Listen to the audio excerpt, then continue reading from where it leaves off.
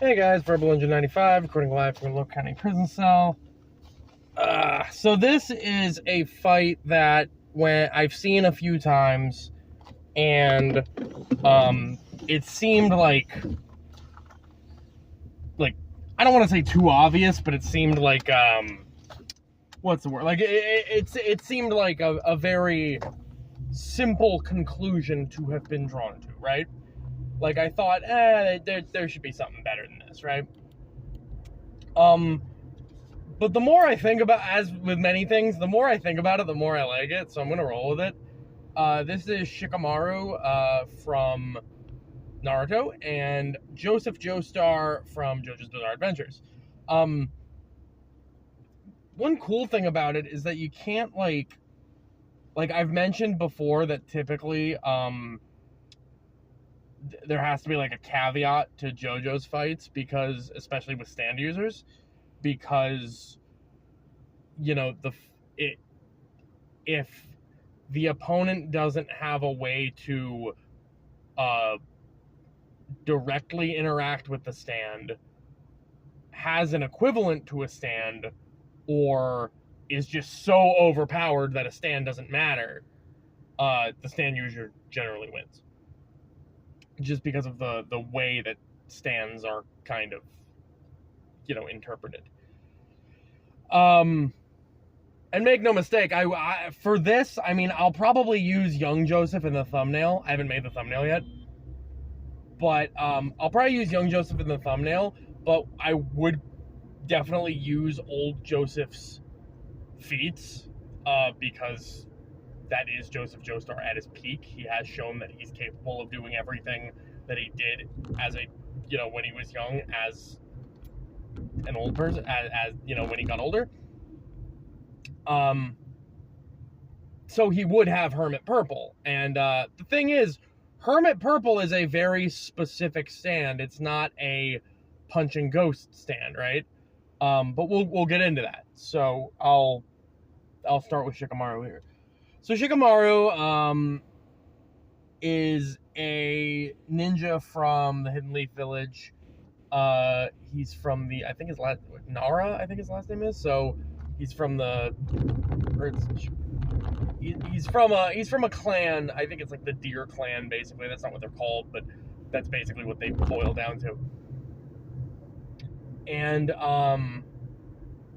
yeah, he's from a clan of that uses a specific series of techniques. I think they're actually known as like a medical, or I think like the purpose of their clan in the Hidden Leaf is like for medicine, or for like supplements. But he essentially this power that they have, it's I guess it's similar to a Keki Genkai, which is an ability that's passed down through the bloodline, right? For instance, it's one of the few things that like the Sharingan can't copy, is an ability that's hereditary. And this ability is the ability to use chakra to manipulate shadows, or namely your own shadow. And Shikamaru is very proficient at this, but it's not some like incredible, unbelievable power like you would have in a typical Naruto battle. It's not the Rinnegan or the Sage modes or anything. Which is kind of, not to sidetrack here, but it's kind of like another thing I like about this fight is that it's a Naruto side character. Because generally there's a lot of fights you can do with Naruto side characters, but they're not very interesting, because a lot of the side characters are very one note. But Shikamaru is known for being a pretty, how would I put this? For being a pretty he's a genius. I don't know where I was going with that, but he's a genius, and he's known for, and he's incredibly lazy as well. That's just kind of his thing. His catchphrase is "What a drag" and all that. But because his power isn't this super OP power, how he uses it is basically up to his own.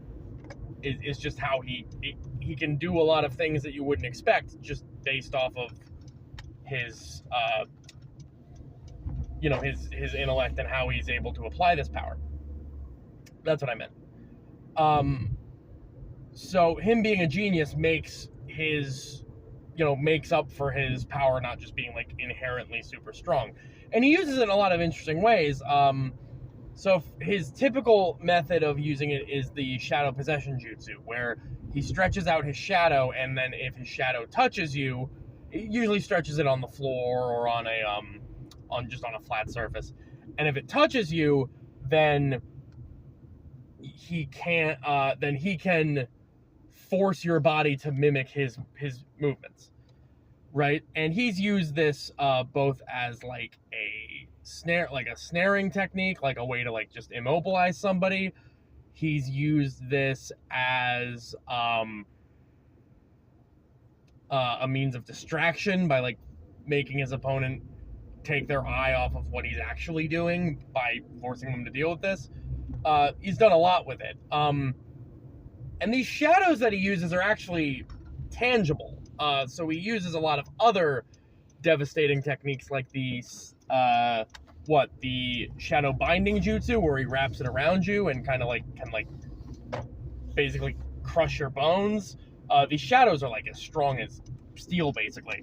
The shadow stitching jutsu, where he makes them like separate and like basically turns them into like needles and just punctures you a bunch of times.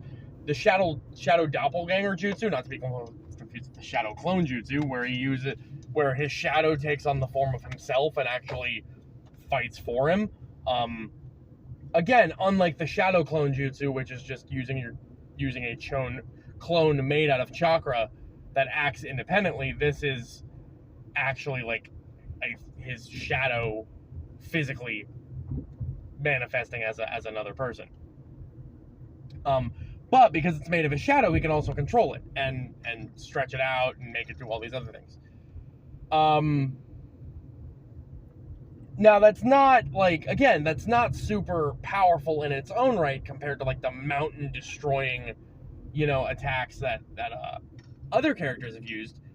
But because he's so cool and how he's so smart in how he implements it, he's able to do a lot of incredible things. Like,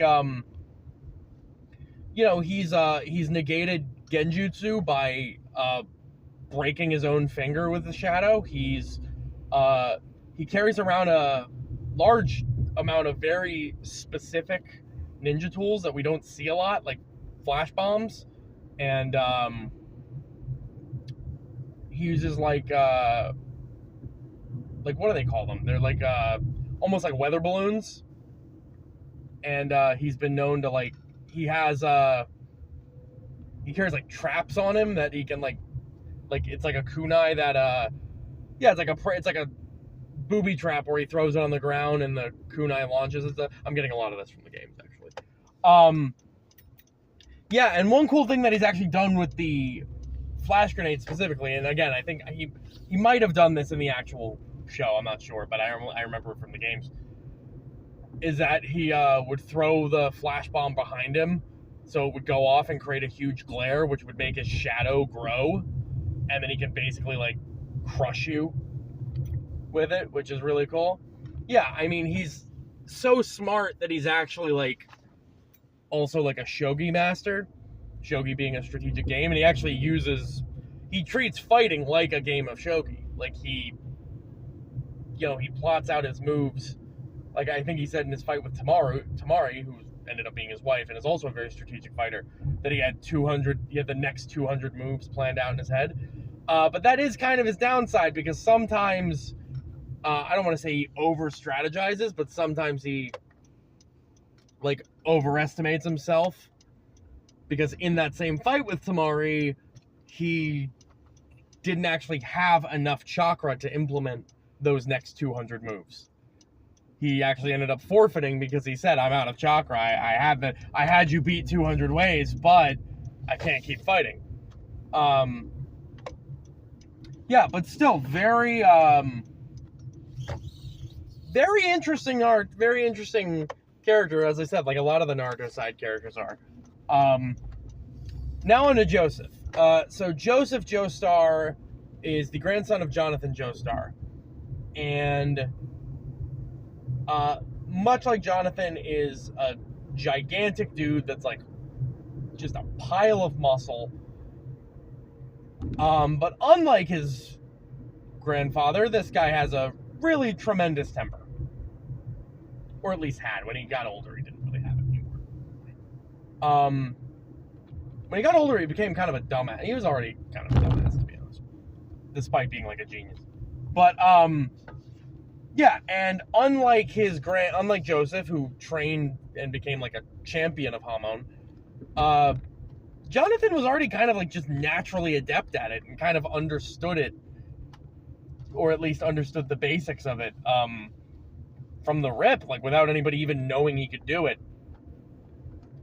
So he was a naturally good Hamon user that got trained by like some of the original masters of Hamon to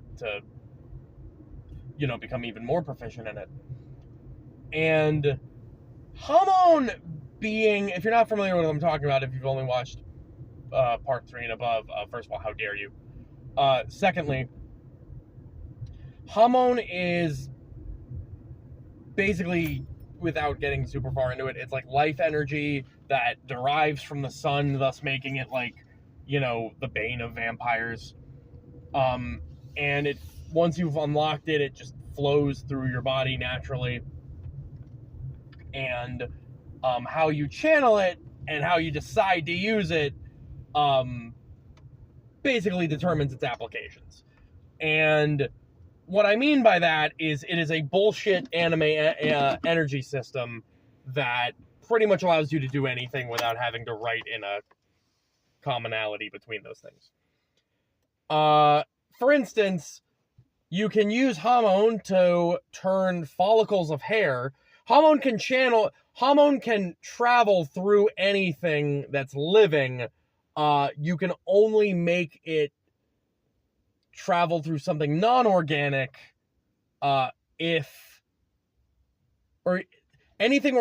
it can channel through anything, but only things that are organic can retain it. So you can make it travel through metal, but you have to be directly touching it, right? But for instance, if you channel Hamon through water or through something that is like a plant, right? That will retain Hamon, right? It'll retain it because it's organic, it's life, and it's life energy. And you can basically do anything with it. People have, like for instance, Joseph has turned follicles of hair into basically a bulletproof shield. He's made cacti explode from just forcing them to swell up with Hamon energy. Jonathan Joestar, because all plants, every organic object has its own magnetic field, so Hamon was able to cause a bunch of leaves to connect together. It's basically manipulating anything with life energy without any specific rules of how it can be applied. So that really means that you can kind of do anything with it, and there's crazier stuff that they've done with it. It's been even used to knock people out before, because it has like an electricity kind of energy to it. Aside from that, Joseph is also a very adept fighter as well as, like I said, just a mountain of muscle. And has survived incredibly near fatal wounds, though it's likely that he's just using the Hamon to heal himself. And he only got stronger later on with his stand, Hermit Purple. Now, Hermit Purple is like I said, is a stand, and as we know, stands are manifestation of a person's mental energy / fighting spirit. They're created from an alien virus that, or rather, they're not even created from a virus. They're the result of having survived an alien virus, rather. By doing so, you're those with the fighting spirit that allow them to survive this virus. That fighting spirit, the virus turns that fighting spirit into a physical manifestation, as in a stand. Now, only stand users can see stands, except for when they can't, and only stands can harm other stands, except for when they can't, right? Or except for when that rule doesn't apply. There's a lot of rules in JoJo's that are just kind of not really a thing, or they're a thing when they want them to be. But yeah, so Hermit Purple is basically a bunch of, the way I would describe it is a bunch of like vines that I believe he has a range of like, I think it's like a range of like 20 feet or something like that he can extend them out. And yeah, this basically gives him a grappling hook. He has like a way to bind people remote, from a semi far distance when he wants. It also has an ability known as psychic photography, which is kind of hard and very specific in how it's usable, but pretty much it's able to like transfer an image from any medium. It's able to like memorize a like any image from any medium. So like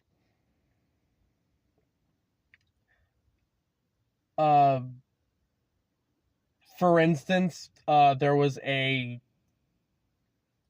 could tell you the use cases, and then that might kind of explain it. It's not very well explained in the show.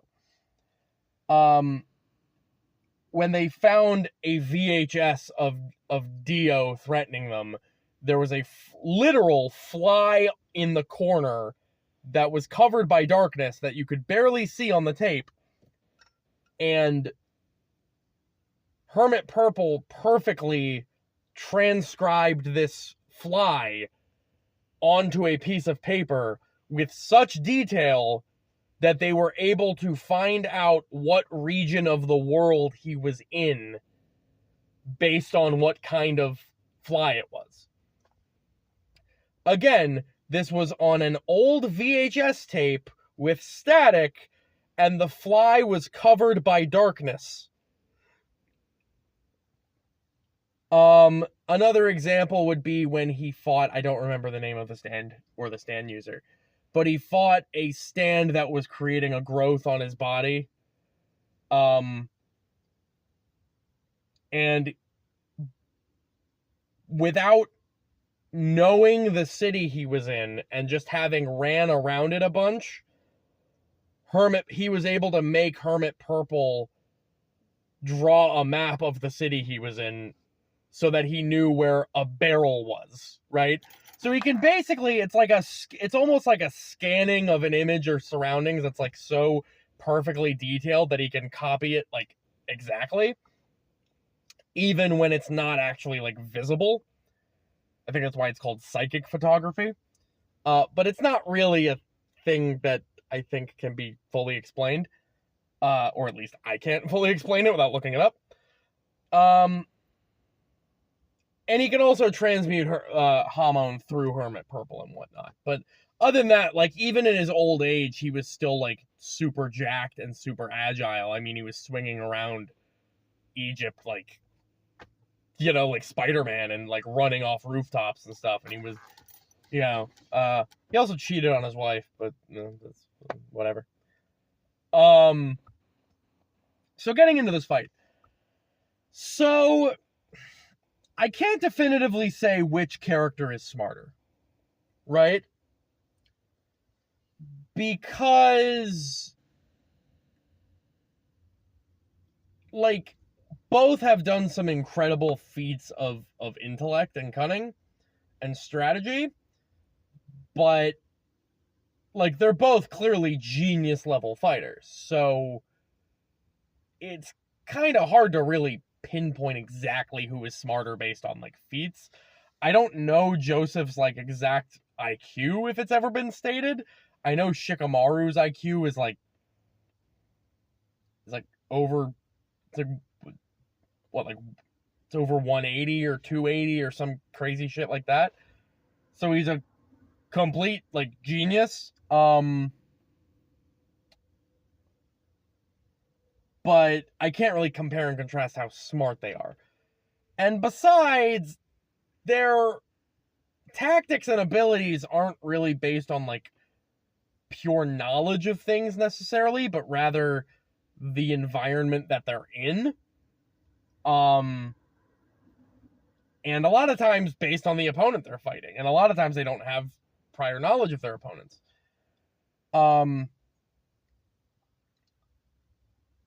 I will say,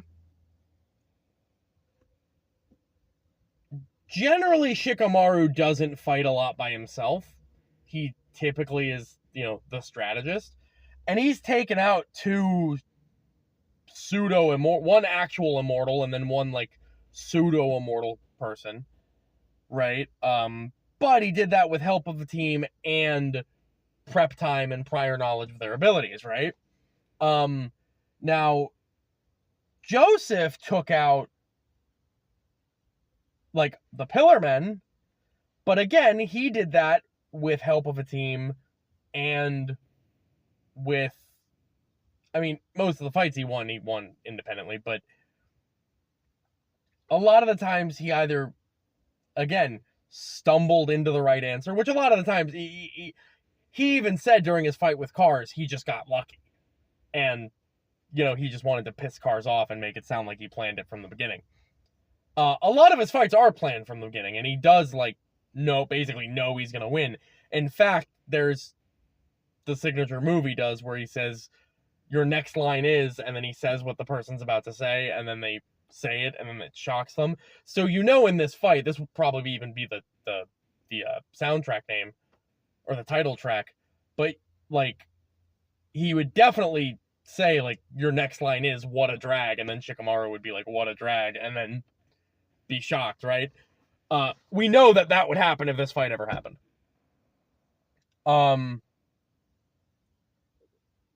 Death taxes and that exact thing happening in an episode of Death Battle if this happened. But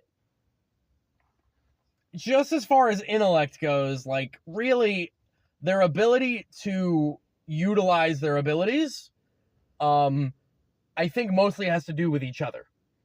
The other interesting aspect of this fight is that one person has shadow powers and the other one has sunlight powers, which I think is pretty cool. That might come into play. The thing we gotta ask ourselves is, can you transfer Hamon through a shadow? Because like we said, you can transfer Hamon through an organic material and it'll retain it. You can transfer Hamon into inorganic material like metal, you just have to be touching it. Shadows, even though Shikamaru's shadows become tangible, they're not I don't think we've ever seen a character grab one of Shikamaru's shadows. We only ever see them grab them. But Hermit Purple is also technically not tangible. It's psychic energy. And Joseph was able to transfer Hamon through it. So I would believe that you would be able to transfer Hamon through a shadow. Which means, and again, the rules of what Hamon can do to something are kind of bullshit. So in reality, Joseph could essentially just manipulate Shikamaru's shadows. I don't want to go as far as to say that he could, turn them on him, but he could probably, disable them. And something like shadow possession wouldn't even work because Hamon is controlled through breathing, right? So, like, you do have to be able to breathe a certain way to conduct it. But, so, like, maybe shadow binding could prevent that. But, like, even under shadow possession, Joseph would be able to activate his Hamon. And like I said, I am pretty sure you could transfer Hamon through a shadow. Which again, I think, and we've seen characters talk and everything while under shadow possession, so we know that it's not like your whole body, it's just like your, like, conscious, you know what I mean? So that's probably when that would happen. You know, he would shadow possession him and go, you know, and we'd hear Joseph go, "Oh no!" And then it would be like, "Your next line is what a drag," and Shikamaru would be like, "What a drag, huh?" You know, overdrive, you know, and then just shocks him. And based on that fact alone, like, yeah, Shikamaru can do the other things, like, you know, use light to manipulate the shadow's positions and everything. He's even done things like burrowed his shadows underground and, like, used shade, like, from those weather balloons that I said he has. They don't just fire kunai. A lot of them actually he uses to, like, create shade so he can extend his shadow's reach and everything. Because his shadow's reach, I believe in the show, has a set amount of range. So that being said, I think that Joseph probably takes this. Also, Shikamaru is used to outsmarting, like, other smart characters, but and I know I said I can't really compare how smart each character, like, these two are compared to each other, but I think Joseph is probably smarter, even if he is kind of a dumbass. I would say he is probably smarter and definitely more strategic than anyone Shikamaru's really fought. So, like, again, another character who, like, you know, thinks things through, you know, 200 steps at a time.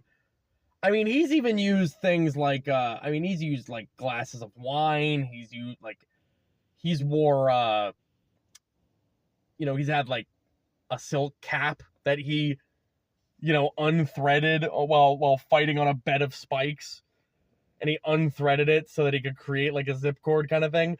He's got the clacker volleys, like, those are awesome. That basically, they're just metallic clackers that he uses Hamon to turn them into, like, supercharged, like, hammers, basically. Yeah, I mean, he's just got a lot more. He's also equipped. Like, Shikamaru uses a lot of random ninja tools, but, like, you know, Joseph can turn literally any object into an insane weapon. So I think that's probably the other thing. It's not just that Hamon can directly interact with Shikamaru's main method of offense. It's just that, like, equipment-wise, you know, Shikamaru's very well equipped, but Joseph is never without a weapon. So yeah, I would say, as far as Joseph, I would say Joseph probably wins this. Also, there's all the stuff of not being able to interact with stands and shit like that. He wouldn't be able to see Hermit Purple, so, like, you know, even if Shikamaru thinks he has it, so Shikamaru wouldn't be able to fully calculate, like, where his shadow could be and everything, because Hermit Purple can be anywhere, like, he's not able to see it. So yeah, I'm gonna go ahead and say that. Joseph Joestar wins. But anyway, wow, I didn't think this would take 30 minutes. For 195, see ya.